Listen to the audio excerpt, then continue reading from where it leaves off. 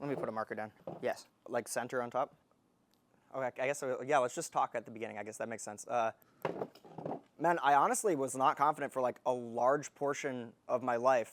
At the beginning I was, like when I was a kid, but then like I actually had some pretty crazy mental health issues that like obliterated my self-esteem and confidence for quite literally like 10, 11, 12 years, something like that. I just felt like I wasn't getting like anything out of life, literally, you know, like you're literally locked up in your own head, basically. Like you're going through life, you're just sort of almost a shadow, you're like half there. Like small thoughts can grow when they're left unchecked. So that's the other thing that I realized about confidence and about like mental health in general, is that everything has momentum. You can build positive momentum in your life, or you can build negative momentum. If you have an anxious thought and you're like, push it away, you don't address it, you don't sort of get to the root of it, that thought is gonna stay there. It's gonna come back when you least expect it, when you're weak, when you're tired. My brain is good at thinking of the worst case scenario that it can possibly think of in any scenario, like the thing that will actually be my Achilles heel and get me to be like, oh my God, that would be a nightmare. I now have that under check. I now understand, like basically through some steps that we'll go over, how to just completely defeat that. Out of OCD, there is very little that like can actually stress me out, because the real thing that actually resolved the OCD, radically accept everything and then take action. I was like, all right, what is the issue here? The issue is that my brain creates all these different fucking scenarios, cause me anxiety, fear, stress, shame, embarrassment, whatever. Whatever negative emotion my brain can create and latch onto, it would. And so then I realized like, okay, well, what if the only way to actually defeat that is to be actually legitimately in your heart okay with every single scenario your brain comes up with. The absolute worst fucking case scenario your brain comes up with, you need to be like, okay, and that is then what the reality would be, and I would handle it, or I would die, or I would suffer, and it's all okay in the grand scheme of things. And then you say, but I'm still gonna take action. I'm still going to write that book. I'm still going to talk to that girl. I'm gonna make the life that I wanna have happen. And if it doesn't work out, it doesn't work out, and I'll pivot. I'll change direction, I'll work it out. So that was for me the biggest step in defeating my OCD and then shifting into a state of actual self-confidence. Over the course of several years, those mental processes and the actual thoughts just grew and grew. Till there was a point in time, like when I was like maybe 25, where I remember being like, I have not had like maybe even 1 second of mental peace for as long as I can remember. And that's honestly probably years. And it was the craziest fucking thing where I was like, for a long time then, you know, the sauna and cold became the tools that I used to fix it. And, you know, so then it wasn't, that didn't fix it, but it did help a lot. But they're both really uncomfortable. Like if you're in the sauna to the point where like you are feeling uncomfortable, that's like the point where you need to be at to get the mental health benefits. And similarly with cold, like cold just, no matter how accustomed you are to it, no matter what, it's going to be a shock to your system. And it's honestly gonna suck. You're gonna be like, I need to get the fuck out of here. Sauna will cause you a type of stress that will make it so you're better at tolerating stress. So in general, any sort of like minor stressor that your body handles well shows your body like, hey, like you can handle stress well. The overall effect there is basically that your brain is like, somebody's yelling at me, you know, my brain is coming up with things that stress me out, but like I've been in some serious shit, you know, like your brain tells you that because, you put me in the cold water there for like 3 minutes. You were having me like, you know, overheat there in the sauna. Like this current situation is actually less bad than that because that was pretty intense. So like your brain is basically able to handle other stressors in a way where it sort of just like, you know, down regulates how serious it feels to you. There's a bunch of different tools that one can use. The most important is honestly breath work. Like there's a reason why every meditative tradition, every sort of self-help and wellness tradition, even mindfulness involves breath work because like your breath is the best tool to regulate your experience in your nervous system. Basically. The easiest form of breath work for nervous system regulation is what they teach the Navy SEALs. It's a 5-second inhale with your nose. You hold your breath for 5 seconds. You exhale for 5 seconds. You hold your breath for 5 seconds and you repeat. So that basically, and ideally you can put your hand like just below your rib cage where your diaphragm is and expand there. You hold for 5 seconds, then you hold for 5 seconds. And already I feel a sense of calm coming. You know, most people do like chest breathe and that can actually like create a feeling of anxiety, literally.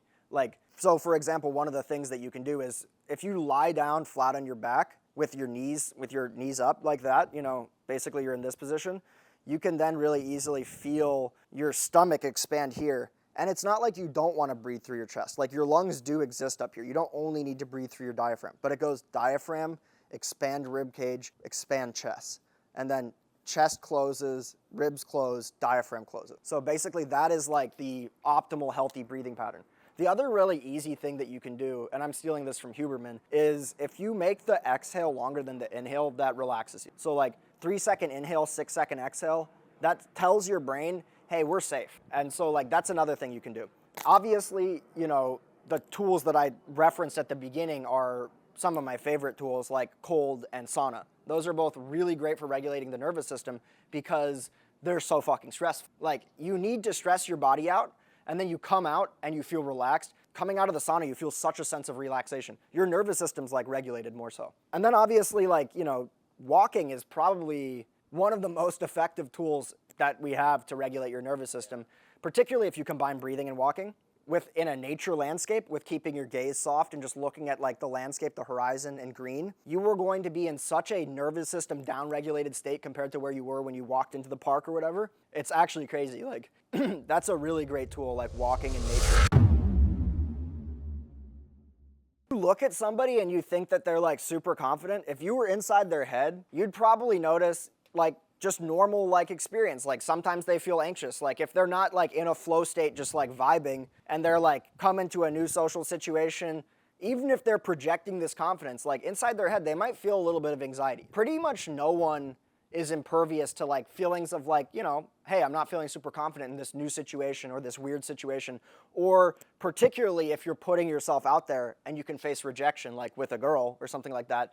Almost everybody is going to feel anxious. Like even if you're doing that weird thing where like you're doing the daytime pickup game and you're just like, you know, macking on 100 chicks at the mall in a row. If you're no longer feeling any anxiety, you should probably stop because you're getting into a weird state there, bro. Like, like this is not actually good for you. Like it's okay to be a little bit nervous.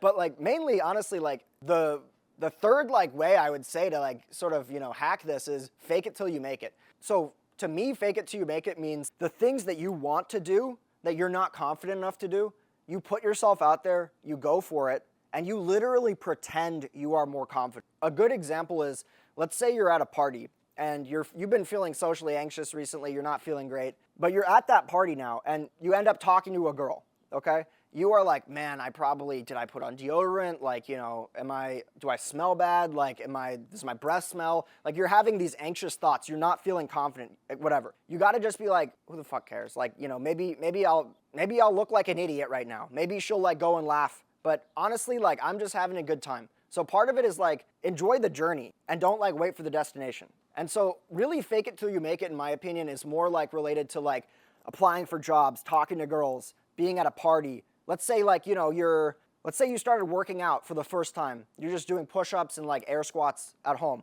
And you really think like, you know, hey, like if I go to the gym, like people are gonna judge me. They're gonna think I'm skinny. They're gonna like, you know, think I'm a little bitch. The reality is like, obviously not going to be what you're imagining. We suffer more in imagination than in reality. Like if you actually went to the gym and somebody in the gym culture calls you a skinny bitch, you know what's gonna happen? Somebody else is gonna be like, what the fuck are you talking about, bro? Like, this dude is coming here to, like, improve himself. Get the fuck out of here. No one's going to accept that shit, bro. Like, it's a culture that involves building people up. You know, all of us are there to improve ourselves. And the other great thing about working out is it makes you feel good. No one's going to be a dick when they're all, like, you know, pumped up, feeling great. Like, that's just not going to be the reality. So, like, that kid, basically, who's anxious to join the gym, he could be like, I'm going to go to the gym. I'm going to be confident, and I'm actually going to chat with, like, you know, a couple dudes there that I see. Like, maybe be like, bro, like, I've never seen that, like, you know, movement. Can you, like, what's, like, the advantage of that over this other thing? You know, or, like, yo, like, how many sets you have left? Even just something basic like that. Like, can I work in with you? Or, like, I was just seeing if you're done. Like, literally just, like, initiating any form of contact and then faking it, like, pretending that you're confident. That's going to send a signal to your brain, like, hey, we actually did that pretty well. Maybe I am actually more confident. He basically starts to stack all these small confidence wins. Like, for example, he talked to the girl at the front desk. Oh, she didn't think he was a total weirdo. In fact, she actually smiled at him, and maybe she's even interested in it. You know, he complimented the fit of the dude that was like, you know, pushing 315. And then that guy, next time he sees him, like daps him up. Each of those are things that are going to like shift this person's internal world towards a situation where he is that ideal version of himself. And what did he do? He basically accepted the bad things that could happen. He started working on the fact that, like, if he's been in that bad state for a long time, he's going to need to fix his nervous system. And then he just started doing what he actually, it's like what the girls talk about with like manifestation. Like you do that thing and then it manifests as your reality. That's like sort of what fake it till you make it is. The other key thing though of this story is bro is lifting this whole time, right? So the other, like, honestly, the fourth step of like building my self-confidence and getting out of like my for real actual mental health issues was exercise. And exercise, I'm gonna get into the science of how exercise affects mental health in a second, but like, let's say I'm going out for 2 nights. One of the days I don't work out at all. One of the days I absolutely crush it in the gym and I get my cardio in, okay? The day I don't work out, I'm gonna be like, did I say something stupid? I'm basically, my confidence will be so much lower than it would be on the day that I work out. The day that I work out, I'm like, I'm a fucking Giga Chad. I don't give a fuck about anything. Like, I'm vibing. People actually think I look more attractive too because working out, not only does it like, get you jacked, it will spike your testosterone. It will also do a variety of other things. It will improve blood flow to your face. Exercise actually also like moves the lymph fluid that makes you look puffy and bloated around. So you literally like have a sharper jawline on the days that you work out. Like you literally will look different and more attractive. But the science of how exercise affects like confidence is fucking nuts, bro. Like, for example, obviously everyone knows about endorphins. Like endorphins are something that your body releases. They're your body's painkillers, and they go up when you lift weights or when you do cardio or when you hike, when you're exercising. But the thing is that some of the benefits, the psychological benefits, are related to endorphins, but it's actually also related to several other things, including this thing called endocannabinoids. So you got this whole system in your body, and you have these little molecules that get you high, basically. So the runner's high is caused by endocannabinoids, not endorphins. So that's pretty fucking nuts. That feeling of being blissed out, super relaxed, that's caused by these other things, not endorphins. Now there's a bunch of other things that are caused by exercise too. For example, you will be in a better mood because your blood pumps more, which means that you have more blood flow to your brain. That's called cerebral blood flow. Improving your cerebral blood flow will actually improve your mood. And then, of course, exercise will boost your testosterone. So you're going to have, again, another magnified, added mood-boosting effect on top of all these other things. So, like, it's pretty fucking nuts because exercise does everything you could possibly want it to do for self-confidence. None of these other steps will have quite as much of an effect without exercise. Everything is movement and exercise. So our current society, where we're little 9-to-5 cells on the computer just sitting here not moving at all, that is completely fucked and unnatural. So we created this thing called exercise to like satisfy this requirement that we no longer have. But you just need to think of it as essentially like paying your dues as a human being. Like you must move in order to be healthy and well.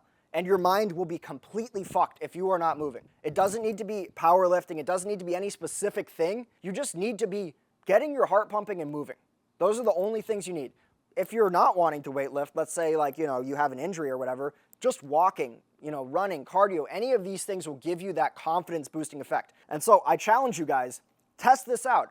Do what I just described. Go out on 2 nights or go hang out with your friends on 2 different days. Work out before one time and then don't work out another time. See the difference in your confidence levels and how you speak and how you feel, the level of eye contact. Like everything will be different from the ground up on the days that you work out because it is the greatest self-confidence hack ever.